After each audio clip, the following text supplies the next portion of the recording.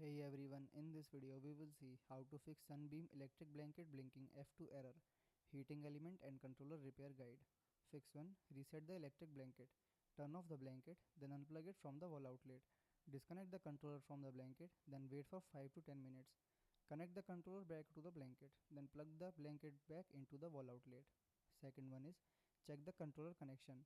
Unplug the blanket, then make sure the controller is plugged in all the way. Check the connector for dirt or bent pins. Reconnect the controller firmly, then turn the blanket on and see if the error is fixed. Third one is check the power outlet. Plug the blanket directly into a wall outlet, then avoid extension cord or power loaded power strips. Try another wall outlet to rule out a power problem. Turn the blanket on again and see if the error disappears. Fourth one is inspect the heating element. Unplug the blanket, then lay the blanket flat. Check for tears, worn areas, or damaged wires. If you notice damage, heating wires, stop using the blanket immediately. Replace the blanket if the heating element is damaged. Thanks for watching.